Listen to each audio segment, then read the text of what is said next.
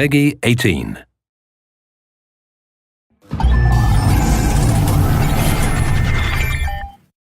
Hello everyone, I'm Colin Graham. I'm the animation director on Watch Dogs, and today I'm excited to present to you a vertical slice of the Watch Dogs free roaming experience.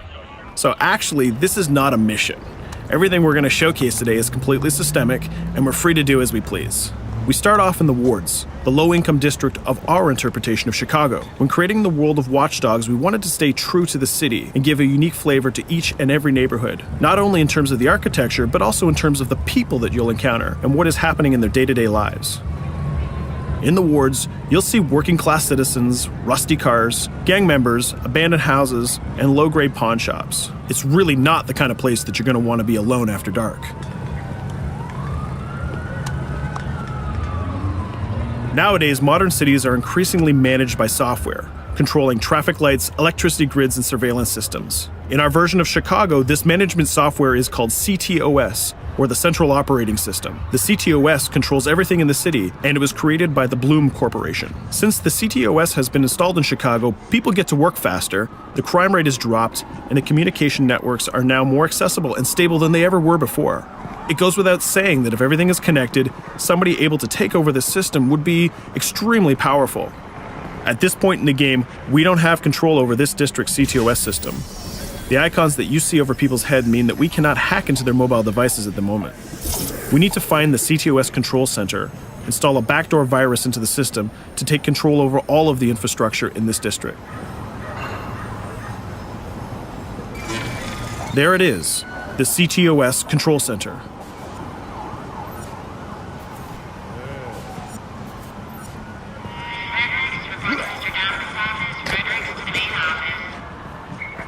Watch it. You're walking someplace you got no business. It's heavily guarded. Let's see if we can find the server access codes from a distance. With cameras, we can explore restricted areas without being spotted, tag different guards, and access details on their lives. What the hell is she doing with that weasel motherfucker? It seems that Bloom employees all have a sort of shady past. There it is, the access code to the server room. Unfortunately, we can't access the server via the cameras. We need to sneak inside. One thing that was really important to us when we designed Watch Dogs was to fully support different player styles. Every situation in the game can be tackled the way the player sees fit. In this situation, we can go all out guns blazing, completely stealth without the guards ever seeing us, or we can hack from a distance without ever setting foot inside the restricted area. Let's hack this forklift. Aiden can use the environment to distract and lure guards. Pretty much anything you hack has multiple functions. So, for example, you could use this forklift to access the roof, or you could use it to create cover.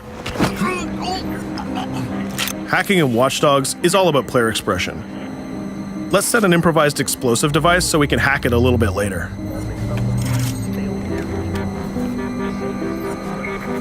You'll also notice Aiden's low-profile stance. This indicates when the guards are unaware of our presence. We'll try to reach the upper level of the building to see if we can gain a vantage point over our opponents. Everything in the environment can be hacked, so we're going to make some dynamic cover. That's how you spend a day off. Some quality meat. We'll use this forklift to lure the guard towards our IED that we set earlier. Let's see how this plan unfolds. You're working them on.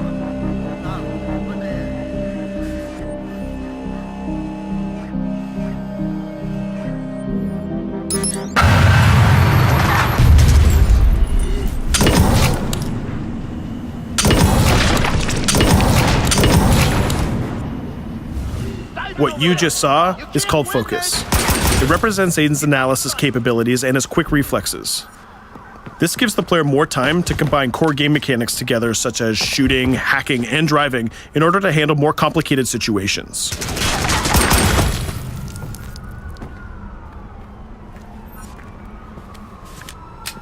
Now we can access that control room.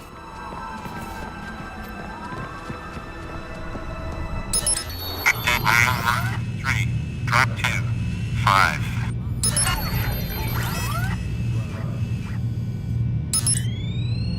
Now we'll be able to hack all of the devices connected to the CTOS within the districts. Thousands of cameras, traffic lights, the electricity grid, and most importantly, all of the citizen information profiles. We can also benefit from the Chicago Police Department Crime Prediction System, which uses facial and pattern recognition to spot potential criminals or potential victims. Since this is a pretty rough neighborhood, I'm pretty sure we're going to stumble on some suspected criminal activity pretty soon. And there it is. The system just pushed an alert of a potential crime. We can see the system trying to triangulate the location on our minimap. Take note, this isn't a mission. This can happen anywhere at any time. We've just spotted a potential victim. It's always up to the player if he wants to investigate or not, to take action or not. So let's see how this turns out. Yeah, you're right. Could I just...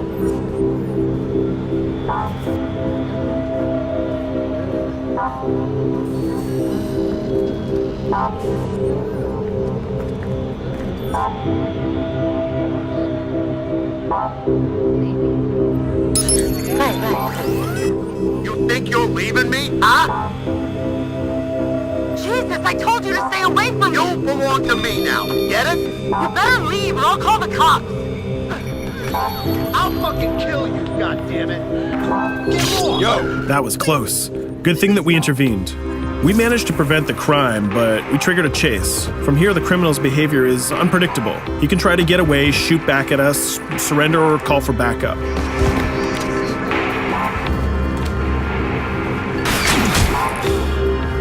It seems like he decided to get away by car.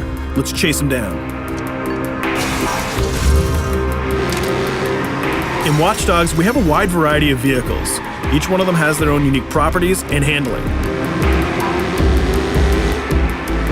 Let's see how we can use the CTOS to our advantage to neutralize this criminal and leave the cops to deal with him later.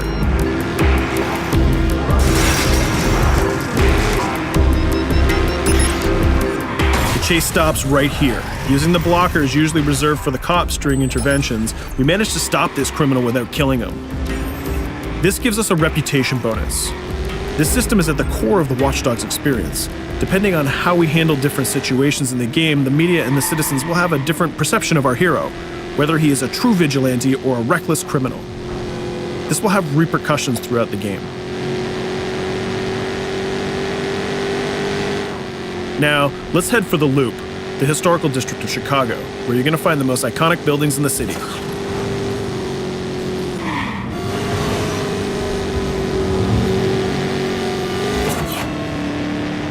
We're going to go to a gun shop to see what arsenal is available for players.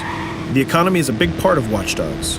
Players will be able to grow their arsenal with weapons and craft their tools in order to increase their power and their hacking abilities.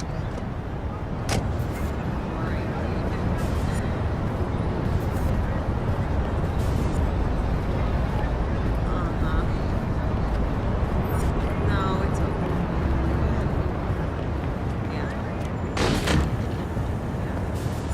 You will find all of the weapons that you would expect in a traditional shooter. Pistols, assault rifles, guns, sniper rifles, and grenade launchers, just to name a few. A lot of bullets were fired in our last encounter with the CTOS guards. Let's stock up on some more ammo. Finding everything.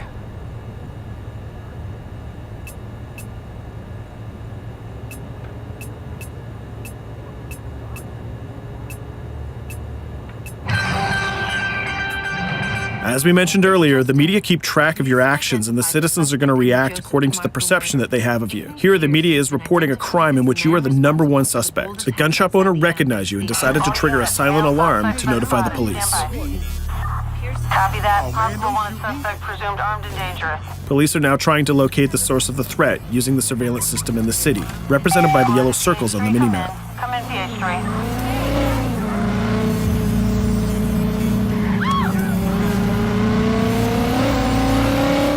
Aiden is able to stall their efforts by hacking into their communication systems while avoiding the scanning areas.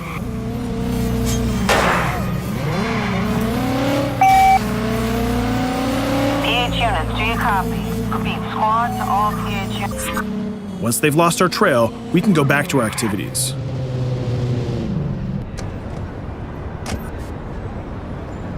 One thing that Bloom did to win over the population of Chicago with the CTOS project was to install free Wi-Fi hotspots throughout the city.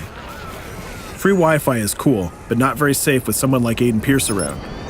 Hacking into this box is going to give us access to every device that's connected to it. So let's see where that brings us.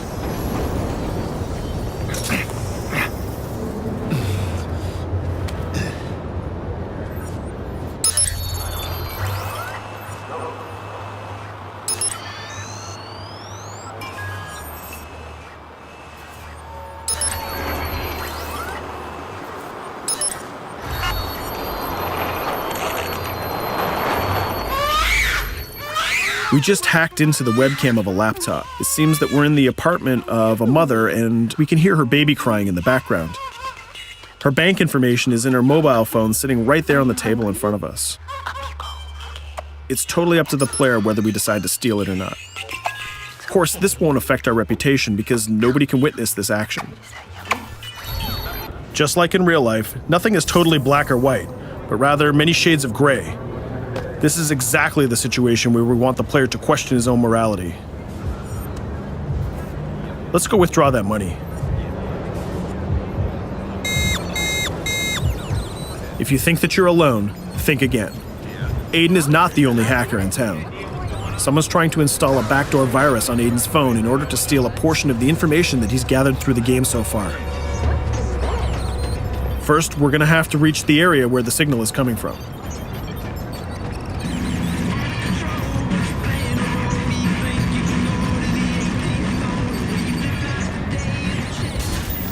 Using our profiler, we're going to try to identify the hacker before the installation finishes.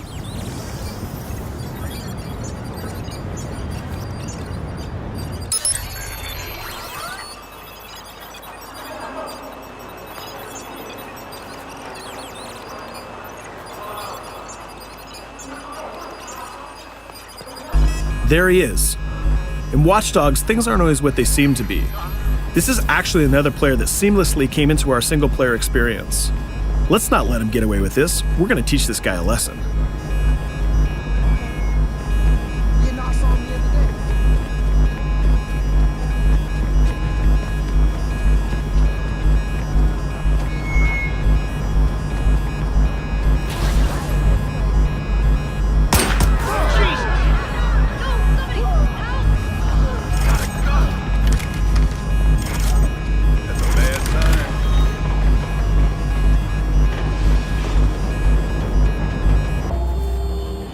We stopped the hack, but the hacker managed to get away.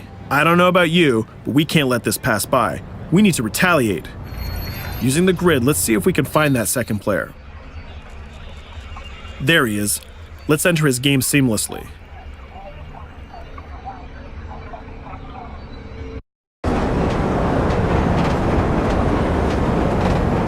The second player is not yet aware of our presence. If we act carefully, he might think that we're one of the many NPCs in the city.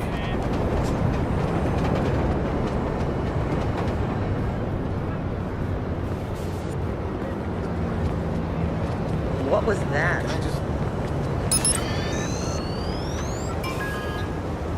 So let's find a place to hide and start hacking. What's going on?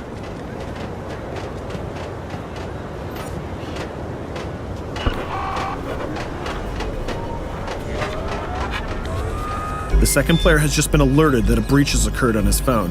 He's trying to find us using his profiler.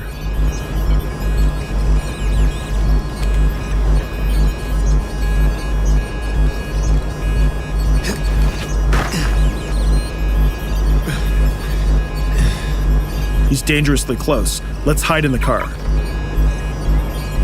We're spotted. Let's get out of there.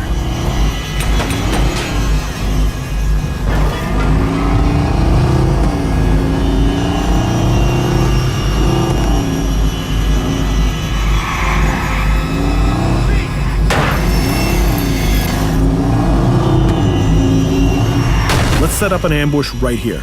By dragging the other player back here into the alley, we make sure that no civilians get hurt during the firefight. We didn't succeed in hacking the second player, but we did get a little bit of revenge. So that's what we have time for today. We hope you enjoyed our quick gameplay session. Stay tuned for more about Watch Dogs.